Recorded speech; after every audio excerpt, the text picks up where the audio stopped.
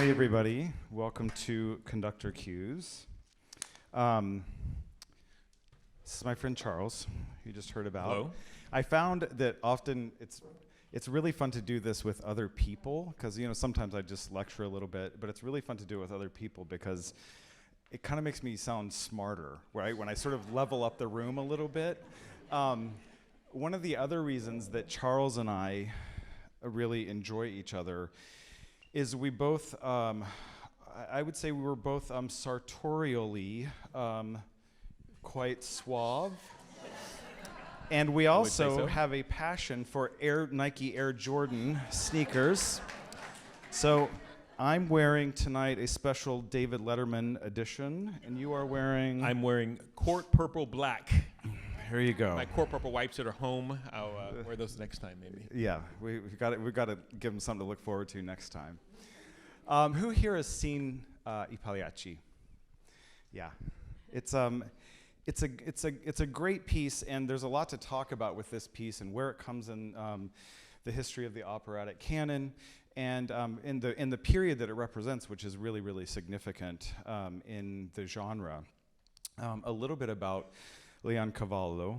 He was Italian, shocker, and he lived from 1857 to 1919, right? So he was born during Verdi's lifetime, when Verdi was still pretty in its early period of composition, and then died a little bit before Puccini, about 6-7 years. And I Pagliacci was his first real opera, and it was premiered in 1892, and the premiere was conducted by Arturo Toscanini, the famous Italian maestro who also premiered Bohème. Interestingly enough, Leoncavallo did also write his own La Bohème. As one of my professors in school said, timing is everything. And Leoncavallo missed it a little bit with the timing. He started his before Puccini did, but Puccini's was premiered earlier and sort of sucked all the air out of the room. Leoncavallo's was premiered a year later and did have quite a history of performance, especially in Europe, up until probably the 50s or 60s. And now it's kind of a niche thing that you might find at a festival, but not broadly performed. But it does have a lot of really great music in it. Leoncavallo, in this case, was also the librettist for the opera, and interestingly, and this seems very appropriate for opera, the story was based on an incident from his childhood in which a servant of their family was murdered, stemming from a romantic entanglement with a village girl with whom the murderer was also fascinated. Ripped from the headlines. Yeah, exactly, yeah. It was the ticker for a while there. But also in another twist is that Leoncavallo's father was a judge who was the magistrate presiding over the investigation into this murder. So anyway, so we have the premiere of I Pagliacci, and like a lot of operas, it's received very, very well by the public, but the critics don't care for it. Okay, but this happens a lot. Like, we could go down the list, and it's a long list. Carmen, a lot of the ones that we do now really got poor reception by the critics in that time, but are now some of our most beloved pieces in the repertoire. So, Charles, what else should we know about Leoncavallo, kind of this period? We're going to get into the Verismo stuff a little bit later, but what else do we need to know to set the stage about this composer, his life, how he came into this, etc.? Yeah, I think you hit the nail on the head there with the period, right? Like, when we're looking at these dates, we're looking at the premiere, the period 1890s, right? So this moment where the legacy of Verdi, right? And we have to talk about Wagner as well too. Wagner was very influential on Leoncavallo, besides just writing your own libretto. But the depth, the emotional depth of this stuff. So you have these sort of twin towers of opera that are looming large. So Verdi he's inheriting Leoncavallo's inheriting this legacy of this Italian opera tradition, but also the larger than life sort of scope of something like Wagner, right? So between those two moments, and then this moment that's coming, and we'll talk about in a moment, this moment of verismo that's coming out of the literature movements in Europe and especially in Italy, he really finds this niche of like trying to translate the sense of Italian melody, the sense of Italian drama through the commedia dell'arte and the theater traditions, into a very, very emotive, very nuanced, layered work that is not. I mean, not that Verdi's not doing this, but it's something that when he sees a production, he sees one of Wagner's operas, and he decides like, yeah, I can do this, right? And then when he saw how much money that Cavalleria Rusticana made, he says, I definitely can do this. But yes, that's the legacy we're talking about. This sort of this wash of creativity that's sweeping across Europe, and he's just in the perfect place at the perfect time. That's right, and we're also in a period where we'll get more in depth about this shortly, but where compositional style was very developed, right? So you have to remember Berlioz, who we consider sort of the father of romantic orchestration. I mean, Symphonie Fantastique was in the first half of the 19th century, so that had been in existence for a while. But if we go and we look at it in reference to Italian opera, it wasn't really until Verdi's late middle kind of to late period that he was really fully exploiting the orchestra as it was available to them in that time. But by the time we get to this period, it's full on. They're really writing for the orchestra. It's very robust orchestration, I would say. Yeah, I mean, and the orchestra is a character by now. The orchestra is telling us things, and that's something. One of the things I try to share with my students is that listen to what's happening. It's not accompaniment. It's a dialogue between the orchestra and the voices and the melodies. All the layers are happening at once, and they're all. To me, it's like little sparkles in the back of your head, right? He's like whispering in your ear how you should feel about the lyrics and the melodies that are unfolding through orchestration, and the little dialogues where the orchestra's telling you something that's really happening, whereas what you're seeing on screen, which is doubled here when we get to stories within stories, right? You have multiple layers happening. So the orchestra is a very big part of this tradition, and of course, we'll see it exploited to its max by Puccini in following works. But we can't. I'm a trumpet player by training, so there's a lot of great trumpet parts in this. So keep your eyes open, keep your ears open for those. Trumpets telling you what to do the whole time. Little fanfares, the people coming on and off. So these kind of they're integrating in a way, and it's the legacy of Verdi, right? Of bringing the banda from just on the stage into the theater performance, right? And making it all part of one larger unified work, right? to pull from the Wagner tradition again, right? Yeah, I want to put a pin in that thought because of the banda idea, because I want to come back to that when we talk about the play within a play kind of idea, because that's an important point. So we thought you might like to hear some music tonight. That always seems to be a popular move. Let's, and this is a good, yeah, Charles has brought his trumpet, and, but no, and this aria that you're going to hear is a really good example of how the music, the orchestral music is painting a picture, right? Because it's very illustrative. This is Nedda's aria that we hear very early on in the opera. So Pagliacci is set up, there's a prologue, and then there are two acts. In between the two acts, there's an intermezzo. And this aria is, she's talking about this interaction that she had and that with her husband, Canio. So she's married to the main Pagliaccio, Canio, who you'll meet later this evening. But she's seen this interaction with him that really gave her pause, and she says, what a flame he had in his gaze, and I lowered my eyes out of fear that he might read my secret. If he were to catch me, as brutal as he is. And then she goes on to dismiss that thought and bring herself into the present and start to try and use this escapist kind of method to take herself out of the tension of that situation and the fear that she feels towards Canio. By the way, you'll find out shortly what the secret is. You'll probably have an idea already.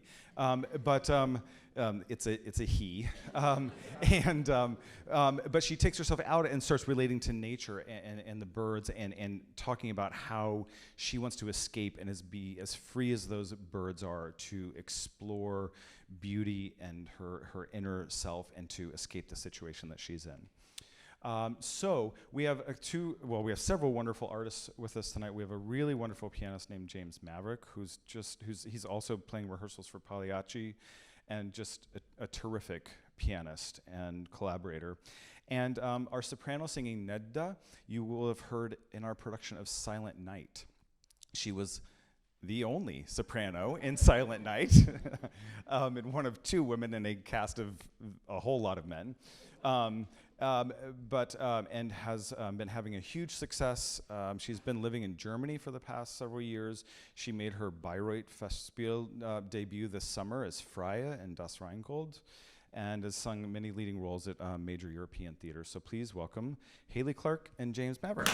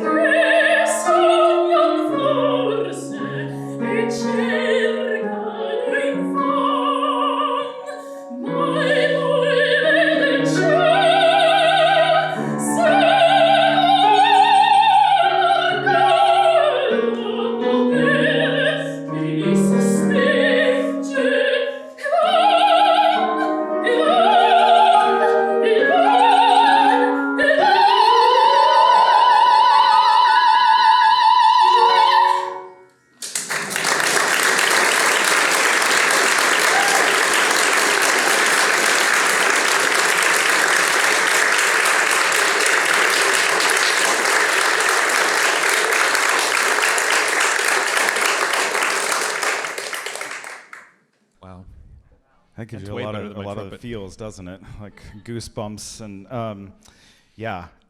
Interesting. There we hear you, and I heard sort of a verbal reaction to it, the call and response of the birds, right? So this actually transitions perfectly into what we want to talk about next, which is Verismo. Tell us what that is. So verismo, from truth. So the idea, this is coming out of French literary and Italian literary traditions that are shifting away from the representation of the fantastic, right? So if you think about your classic, let's say French style of grand opera, it's large, epic, larger than life historical events with people at the center of it, right? If you think about the German tradition, that's sort of kind of popular in Europe at the time, you're thinking of fantastic folklore. You're thinking of your Webers, and of course later your Wagners, which it's fantasy. The Italian tradition is drawing from literary movements that are seeking to sort of make these stories more real, more realistic, and therefore more accessible and more immediately understandable and also effective for you as the viewer. It's not kings and queens, or it is, but it's kings and queens that you know, and it's problems that you have. Like you're not a sorcerer who's out to kill someone, right? You're a person who's in love. You're a person who's falling in love. And these kind of moments are very effective because they allow, in the case of music, the composer, to do something that we don't like to talk about in opera. It allows them to manipulate you, right? Which is really the power of opera, is the way it's able to manipulate your emotions. And by giving you things that you can relate to immediately, and then putting you in situations that feel just out of reach from your everyday life, enough to have you lean forward a little bit, and then now they have you, right? So the Verismo tradition is about normal people. You see a lot of peasants. This is one of the founding works, right? This next to Cavalleria Rusticana, literally just the story of a small town kid, a small town boy, right? And sort of being embroiled in this larger than life kind of moment. And here we have the same thing. These are players. They're players just trying to eke out a living on the stage, like everyone in the audience who would have been watching them. They just are trying to make it to the next day, and life gets in the way, right? And that's the Verismo. It's so much power there, and so able to manipulate us, right, emotionally through that realism, right? Yeah, I love how you talked about this idea of eminently relatable characters, right, that we can really get to. I think it is much as I adore conducting Wagner, I don't think there's a character with which I'm like, yeah, I'm kind of like Wotan. I don't, I don't know. Maybe other people might think differently, but I don't see myself. But here, I think, and if we were to, let's go to, Puccini's Bohème, for example, right? I think everyone can find something in there that puts you on the roller coaster with the characters, right?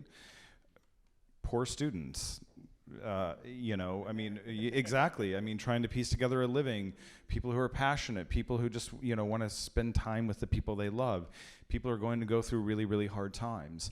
And so I think this is a really important move in opera, right, of going to this place of being eminently relatable to the people in the theater and actually being able to see themselves in a character, right? And it's different than the exoticism of some of the earlier works, right? Which are even Carmen, which we'll see later this season, right? Making sure you have your tickets.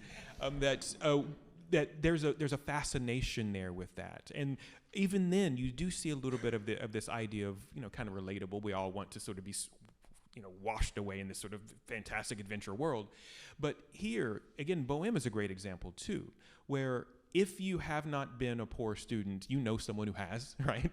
And maybe you long for those simpler days now that you have to be at work at, the crack of noon, because I'm a professor. But the idea of there's this nostalgia that's almost like fascinating with the realism of this, right? And it's so fascinating, and you hear it musically too, right? The melodies are immediate, right? You will leave tonight whistling some of these tunes because they're so relatable. They're not. I mean, I I don't think I've ever left Wagner whistling like the Lebenstod or something, and walking home. But yeah, it's a very different. Even as a trumpet player, like Meistersinger or something. Not whistling, yelling. Right, It's yeah, more right, like yelling. But yeah, it's great. And there are. So we talked about some of the dramaturgical ideas that happen in Verismo or in realist opera. And there are a lot of things that developed. We mentioned this a little bit earlier. So let's say the key proponents of this style are Mascagni, right? It was the first one that we think Leoncavallo heard, right? He heard Cavalleria and he was like, that's great, I want to try that. And then Puccini, of course, is probably the most famous out of this genre in the end. But there's some interesting things happening in addition to this sort of commentary that you hear in the orchestra. We alluded to this a little bit earlier.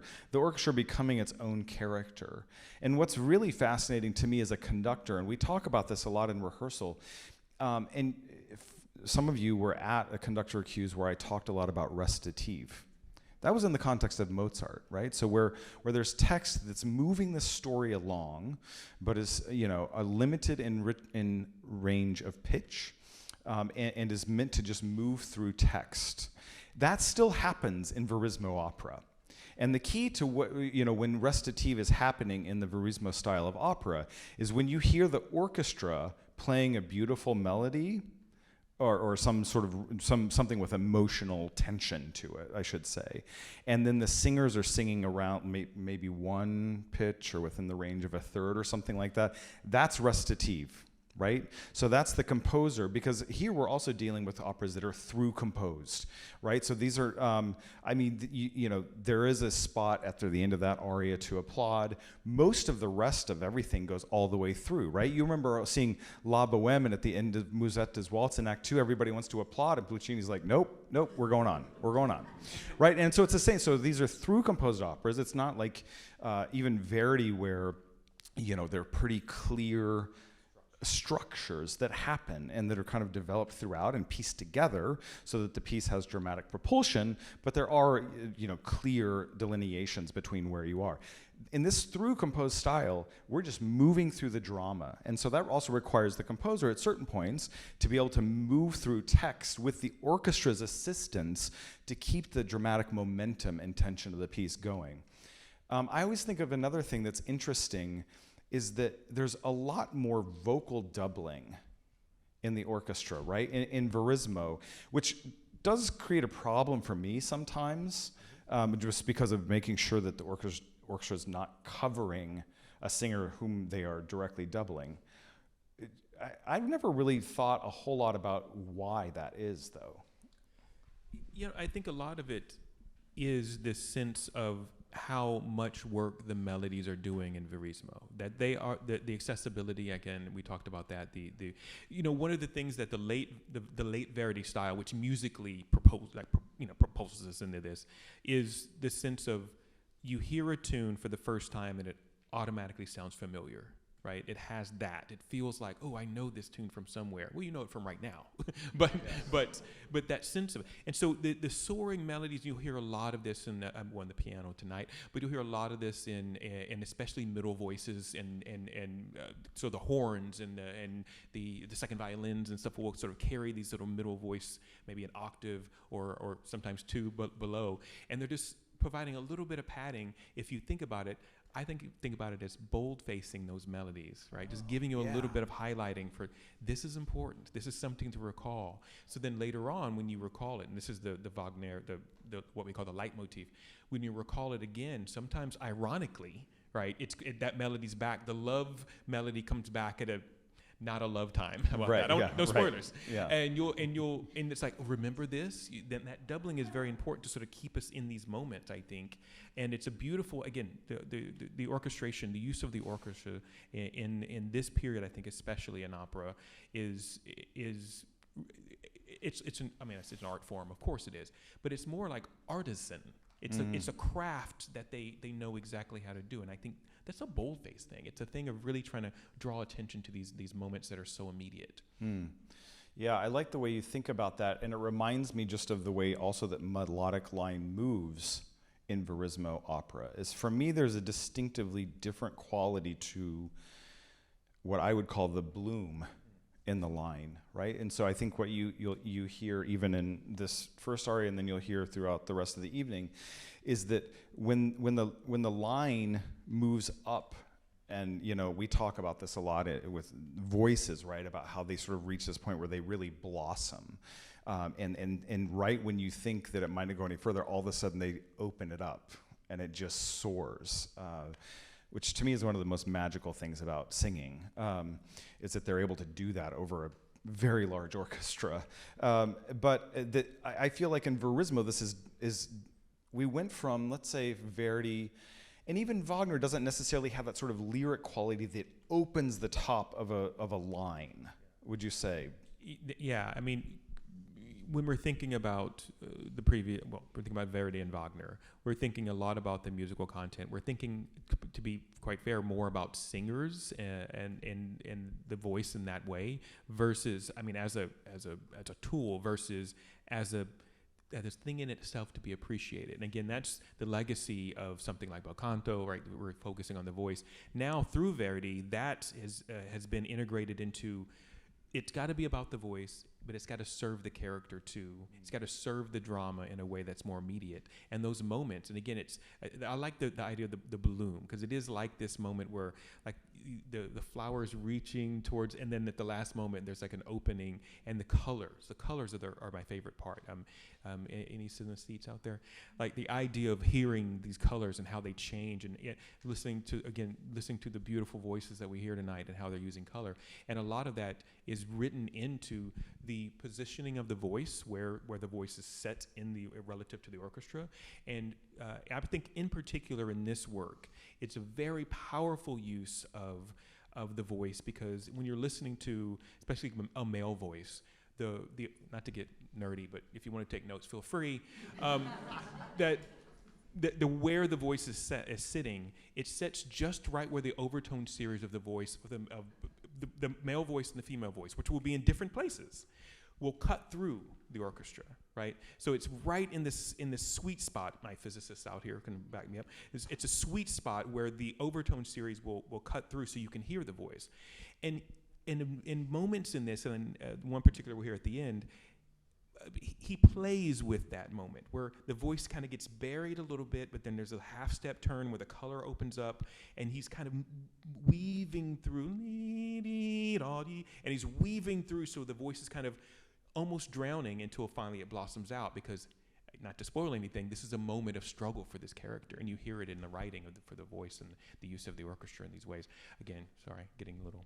No, I love that example, and it just reminds me of this term that we also use really throughout vocal literature, but chiaroscuro, which means like lightness and darkness at the same time, right? And that it can easily move between those two or blend them in a variety of ways. And to portray something. And the contrast between is the power, right? Exactly. That playing with that light and dark at the same time is such a powerful thing.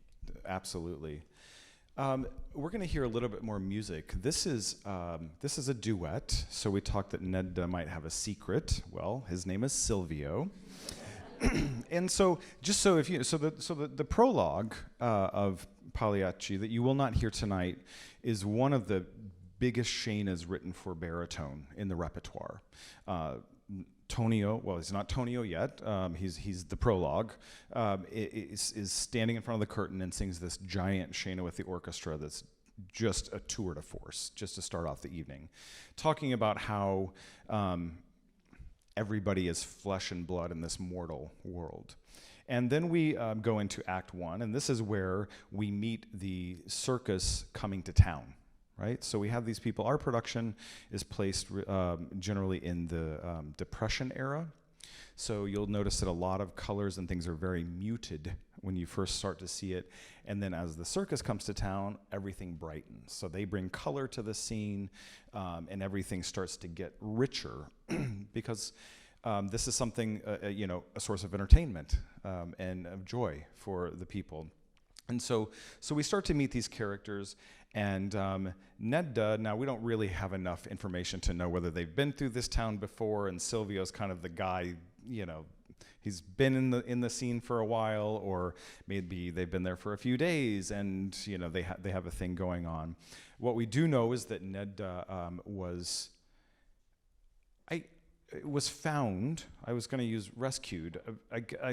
That's maybe or maybe not, but was found, very destitute by Canio, and he took her and helped her along, and now they're married. But she's having this thing on the side, a divertissement, with this guy Silvio, who's of course younger and more handsome than Canio, and he shows up at this really intense moment when there's been a physical or nearly violent physical altercation between Nedda and Tonio, who's another person in the troupe. And he shows up, and right at the end of it, isn't seen by Tonio, but comes in, and Nedda says, "What are you doing here? You're going to get us in trouble. I have this very jealous husband, et cetera, et cetera. You're such a fool to be here. I can't believe you risked it by showing up here." And he says simply, he's like, "It's my town. I know my way around." And so that's sort of the first part of it. And we're going to start at a point in the duet where they actually start to sing a duet, because for the first part of most of this, and you'll hear this even progressing through this kind of second half of the duet that you're going to hear, they're singing mostly at each other. And this is also a really interesting musical convention, that it's a duet. We would call it a duet because there are two characters on stage only, interacting, but I don't ever think they're really singing a duet until they actually sing together. And so you'll listen for that going through this excerpt to finally, and he opens this part of the duet by saying, "Are you going to have to live with these horrors forever, with these anxieties forever? Won't you be able to move beyond these? And I can help you move beyond these. And won't you just come? Can't we be together?" And I love it. And she's resistant. And then all of a sudden we hit this point that I think you'll hear. When the attitude changes just a little bit. So we're very happy to have Haley with us, and James, and then I just also want to introduce a wonderful artist whom I met in Santa Fe in 2019 when I was conducting Pearl Fishers there, and he's a really, really terrific baritone, and we're very, very glad to have him making his Austin Opera debut, Benjamin Taylor.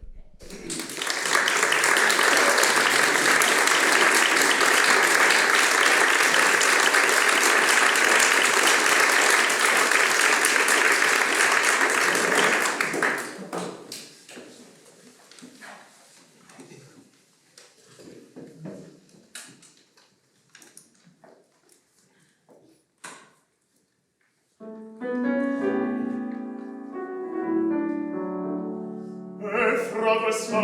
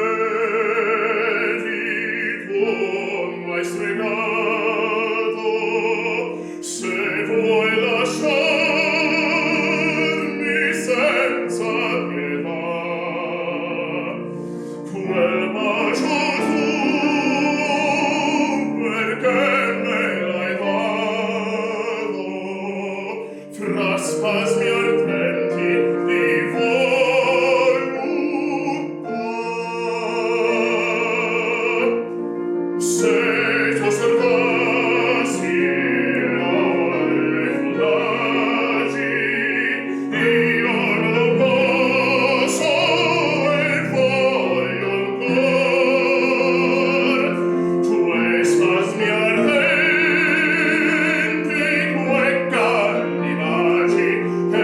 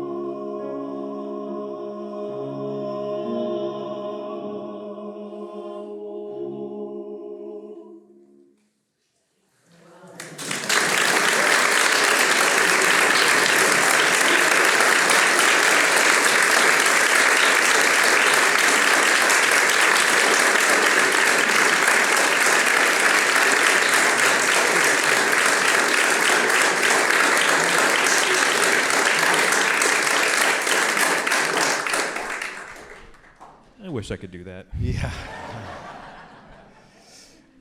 Isn't that a thrilling moment when they finally sing together, right? And there's just this dramatic tension built up, right? And finally her resistance he just chisels it down. It's like the tension, it's like a rubber band.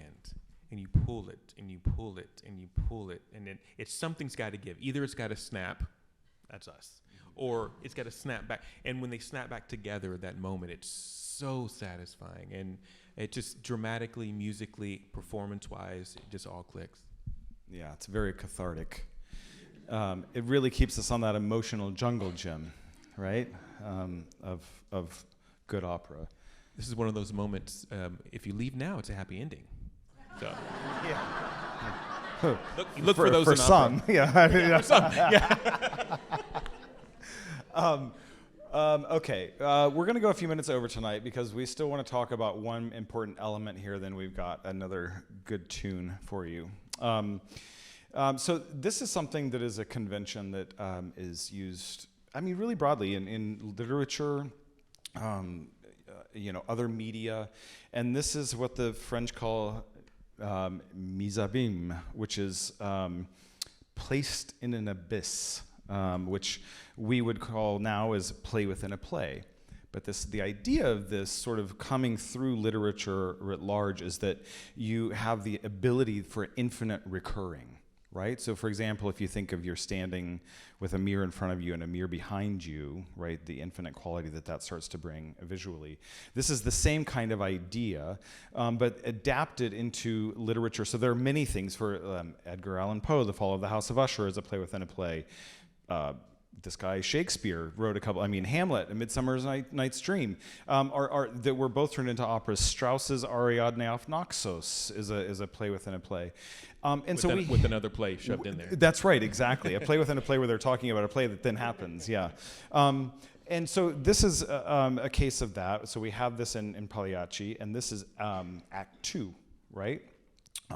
Where we see finally during the performance of the circus this idea of a play within a play. And what's important for us to notice about this and about how the characters transform and how we're relating to it really as even a third party, because remember there's an audience on stage too who's experiencing this at a different pace than you are because you know a little more information than they do. But talk to us a little bit about this convention and how it comes into effect here in Pagliacci. It's one of my, and we talked about this is one of my favorite things in all of opera, is when play within a play or other similar conventions that, again, the mirrors facing each other is a great example, because the reason why the French called it Lost in the Abyss is you have no tether for reality, and now again you're free floating because the reality is being created by all these multiple reflections of reality, and again now it can be manipulated, right? Because the rules are kind of there to be created by and manipulated by. So in this case, one of the fascinating parts about this is the way in which structurally the piece, you have, let's say, the real world, which for us is once removed of the first act, and then the world within the world, which pulls us back another level or brings us in another level, right? That's the abyss, the abîme. So the sense of the structure of the piece is fascinating, because now we're going to get the payoff of what is happening. And if you think about, these are classic works. I'll go a little bit more lowbrow into stuff like Noises Off, a great play that plays on this convention. And the backstage musical comes out of this, the backstage play. The way in which the characters start to take on the role in the real life that they live in the real life. It starts to be a reflection of it, much like Hamlet's the play in Hamlet, where the reality and the fantasy are blending. So one of the things that Leoncavallo is able to do here is to set up these characters in the real world, their real world, and then play on these archetypes in the next world, right? In the play within the play. And it's fascinating the way in which we start to see parallels, right? And we're looking over the head of the audience. They don't see the parallels. They haven't seen Act 1, right? They got there late. Probably parking, if I know Austin. And so we are looking over their heads. So it's even more affecting for us, because we see what's, like you said, what's going to happen. And the audience is just seeing it for the first time. So we're hearing their reaction, we're seeing their reaction, and the choral writing in this is the chorus is a very important part of this, of the reality of this piece, right? So the chorus's reaction, they're laughing at the wrong things, or the right things, depending on which play you're looking at. And it draws you in so much dramatically. It's a masterstroke, really, to have Leoncavallo use this as the sort of the act break, this transition. It's a fascinating thing. I love these moments. We were talking about this before. I love songs in opera. I love opera when songs or plays or performances happen. I'm thinking of, well, all of the Trovatore, because that's his job. But if we think about the Brindisi and Traviata, Tannhäuser, the tournament, right? So, and when someone who is a singer starts singing, it's really fascinating. And here we have players start playing, and so the whole first act is about everyone putting on facades to protect themselves, and in the second act, they're literally putting on facades, right? They're playing other characters, and it won't protect them. Spoiler alert again. Yeah, that's right. And what I think is super interesting. Well, first of all, let's touch briefly on another thing before we talk about sort of how that devolves through the rest of the piece. But is these characters in the circus become known characters, right? That would have been known to this audience, and those are the commedia dell'arte characters. Yeah. So commedia dell'arte is it's a late Renaissance Italian tradition that comes out of traveling plays like this. Like people would have seen. They come to your village, and they improvise effectively, right? Don't get scared. It's not improv, but one of the things that these players, these troops of Pagliacci players would have done is there's what we call archetypes or stock characters. And the buffoon or the handsome hero, they all have these sort of characters, and they have names, and that gets a little confusing in this piece because most people are playing two parts. And you improvise within that, right? I'm the dramatic, I'm the male hero. This is the kind of stuff I do. I'm the fool. These are the kind of bits I do, and you can improvise within that. So when we're watching the audience watch this, they would have had a very intimate knowledge. It's like Law and Order, right? We know what's going to happen. The two garbage men are going to find a dead body because it's New York. You know how it is. Hey, Murray, what's going on? Call the cops. And these stock characters, right, that we know and we get it immediately. And it places us in the world of that immediately, so then that world can be manipulated. The rug can be pulled out from underneath this. So these stock characters, we'll see them transform through this. So the Colombina character is this sort of innocent, beautiful, young thing that Neda will start to play. Then we start to look at characters like, one of the most famous characters is Arlecchino, or the Harlequin, who is this sort of like dashing, later on becomes kind of more of a trickster figure in later works. But and this is kind of I don't like to think of it as a minor character, because actually I think Beppe actually does a lot. Here's our stand-in, and he's the one going, this is weird, right, in various moments. And then of course the famous Pagliacci, the Pierrot character from the French tradition, right, where the put upon sad clown, right, and things just keep happening against him, and he has no luck, and he becomes in Commedia dell'arte, he is the audience. He's like the blues. He's the person in the audience that the audience can look at and go, well, at least that ain't me. I'm doing better than that guy. Yeah. And so in this, Leoncavallo uses these stock characters to great effect. So the audience would have known, the audience watching and the audience watching the audience watch would have all known these characters as part of tradition, the way we know Law and Order. Interesting. And what I find fascinating about the play within a play here is sometimes things end that way, but in this case it devolves throughout, right?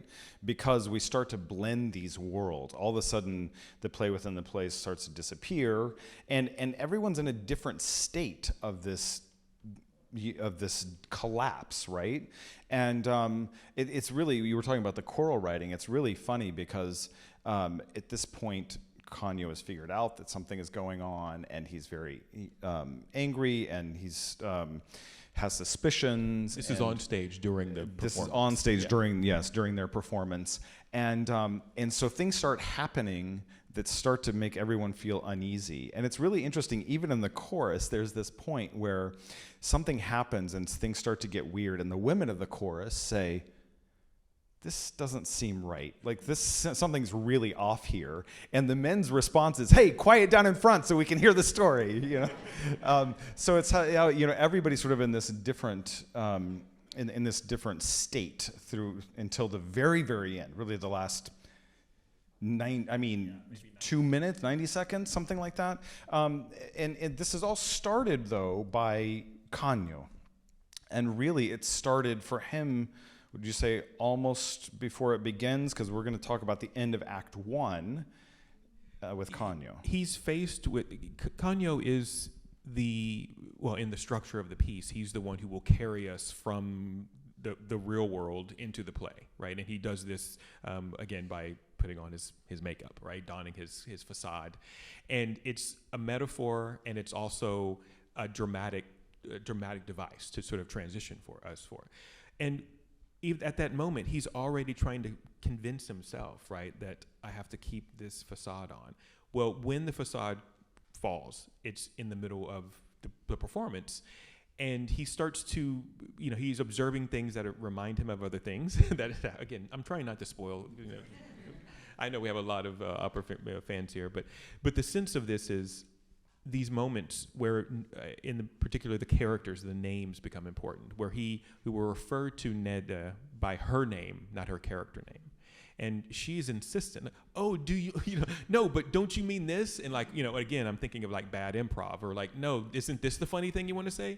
And he's breaking this character. And of course, the harder she sort of tries to pull him back in, the more he's convinced that she's trying to lie to him in the real world, right? You're fooling me twice. And it just devolves on stage. And as you note, again, the use of the chorus is really great.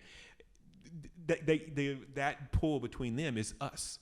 Is this real? Is this not real? Because again, it's an improvised form. They don't have a script. You don't know where they're going with this. And until finally, again, it's too late. And the reaction, again, the chorus in that moment really, when everything comes together and the male and female choruses both kind of get what is actually happening, it's too late, right? And that play, sorry for the pun, that the jeu between these two worlds that eventually, I've lost track if it's a fourth wall or a fifth wall even, but the wall comes down and everything kind of floods out into the audience and then into our laps. And that's the verismo. It's the fact that we're not, that was very Texas, verismo, better. I'm from Texas, so, but the sense of the reality is the real world can't be contained by the fantasy on stage. It will burst out, and now we're getting to Brecht, which is a little early for us. But the reality of the world is always being portrayed through the art, right? And that's the power of verismo, I think. Yeah, and in this excerpt that we're going to hear last, this is Canio's kind of in this. You and I talked about it on the phone the other day, in this sort of liminal state between these different worlds. And this is the famous aria Vesti la giubba, which means I'm putting on the garb, I'm putting on the makeup, and he now knows that his wife is unfaithful to him. He doesn't know with whom, but he does know. And it's a point where we see a lot of humanity from him, because he's saying, I don't any longer know what I'm doing or why I'm doing it. But I have to force myself to make you laugh while I experience the poisonous pain of broken love. And so it's this really, there's a reason it's a famous aria.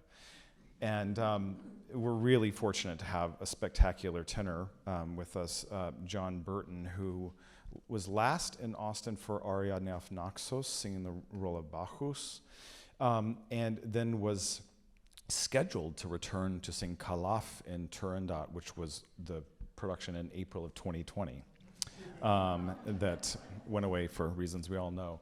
So anyway, we're thrilled. I've actually had the privilege of doing this piece with John before, and it's fun to come back to it because we're like, last time did we do it that? It doesn't matter. Let's figure out a new way. But he's a really, really wonderful artist, and so please welcome John Burton.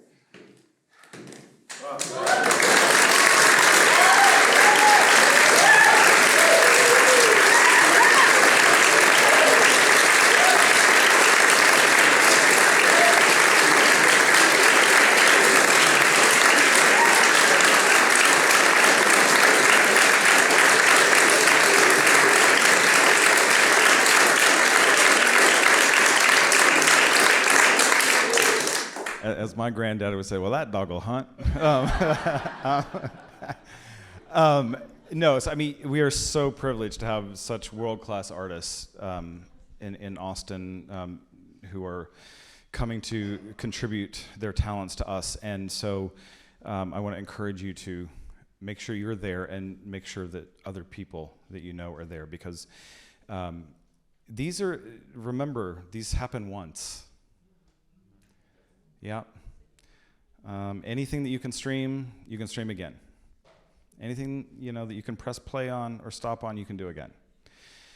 But what we do happens once, and there's a magic to that, right? And what you heard these artists do tonight requires immense amounts of risk. It is not a safe thing to stand on a stage and do that. And they do it for us, right? And to pass on and to teach us lessons about how the human condition remains the same throughout history. And so these are things that, as our lives become more and more automated and digitally driven, these are the refuge for humanity. These are the communal experiences that keep us together and valuing each other. So, with that in mind, I want to encourage you, this is where to bring people to have that experience with, right? That isn't experienced anywhere else outside of these bespoke events for you.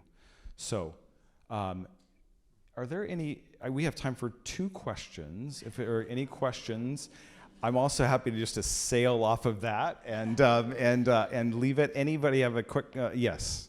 Yeah, I actually have a question about what you were saying earlier about the relationship between like Leoncavallo and Wagner, or like Verismo, I guess, the Verismo period or the tradition, and Wagner's legacy. Because I think at first it sounded like you're saying that composers like Leoncavallo were trying to sort of bring Wagner's musical language into their operas. And I guess, if I'm understanding correctly, it's sort of like compositionally that's what they were doing. But at the same time, I feel like Wagner thematically dealt mostly with kind of the opposite of Verismo opera, which is, like all the mythology and all that stuff. So if you could just maybe talk a little bit about that. Yeah, no, this is a good question, and I think to clarify is that what Wagner started creating for us was what you mentioned, this Gesamtkunstwerk, like the whole of the art of everything available to it. And that all of those elements matter. And so what Charles was talking about earlier, where the orchestration becomes its own character, right? And sometimes it's providing subtext that even the person singing doesn't realize, or it's commenting. And these are things that, of course, Mozart did that too in his own way. But what we see really through the end of the 19th century is a full development of that, where the and this is also because of the evolution of orchestras and the ability of orchestras through that century, that composers are starting to use that as a fully armed device to tell story and to elicit feeling in a way that, Verdi would do it sometimes, like in Rigoletto, for example, when we meet Gilda, when in the first act, when she's innocent, she's accompanied by the flute when she sings Caro Nome. Act 2, oboe. Right? So something has changed, right? And so we see like small instances of that, and then Verdi kind of advances it through his canon. But by the time we really get to Wagner developing, especially through The Ring, and then all the way through Verismo, we see just a full expression of the use of the orchestra as a storytelling device that is as important in the scope of things as any other element. Great question. Great question. Yes? So you were commenting earlier about parts where the male and female singers, they break through the overtones. And I thought that was really smart because I didn't understand it at all. Are you in my class? No, not to get too technical, but the basic idea of this, if I may embarrass myself, is you have a fundamental pitch, and of course it's different based on the size of your vocal, your body, and when that fundamental, there's a series of notes above that sort of are getting less intense the higher you go. But there's these certain moments, we call them formants, if anyone cares, where there's like bumps in that. So my voice is colored this way because I have certain formants, and that's the sound of my voice. And where these naturally occurring sort of partials happen, there's moments where it resonates better in certain voices. So if you put me down here, I was a baritone. Now I'm a barely tone. but the sense of if you put me there and you have me forced and you have me, I can only go so far here before it kind of collapses in on itself because I'm not trained. But if you put me up here, now I can fly more, and it can kind of cut through. So when you're writing, you don't write me right there. You write me right here so I can cut through, right? And it's not just about higher, because if you go higher than that, I have less power again, right? And then, of course, above that, there's another opening where I can get into falsetto. I won't. And of course, how you write for the different voice types in the different in what we call the clock system, they have these little sweet spots, and these composers know how to really play with those sweet spots, right? And I mean, Bohème is all about this. It's all about playing with Mimi's, all of their voices, and playing with these sweet spots. It's where that idea of the blossom, right at the edge of it, and then goes right into that little slot where it just cuts through the orchestra. And Wagner often did it with power. To be fair, that's why certain people can sing that and certain people can't. But the subtlety of it in this later 19th century Italian tradition, right, coming out of the bel canto, is really finding these sweet spots where, and if you've played baseball, you know what I mean. When you hit the sweet spot on the bat and the ball just jumps off the bat, it's like that. It's the sweet spot in the voice, and these composers can find those moments, and it just opens up and can cut through an orchestra of 200 people. Fascinating. Yeah, and then you have the phenomenon of the acoustic in the room that contributes to that, right? So in a good, or doesn't, right? But we're fortunate in the Long Center that it is very friendly to singers. And so it actually, when they are in those places where there are the most overtones happening, that the room actually reacts and becomes more live because it reflects more sound than sounds that don't have that. So you'll just pay attention when you hear it and you kind of hear a singer really go into that part of the range and you hear it start to reflect. You know that's in the sweet spot of the voice, and there are the most overtones happening at that moment over the fundamental. Great. Thank you so much. Thank you very much. Appreciate that.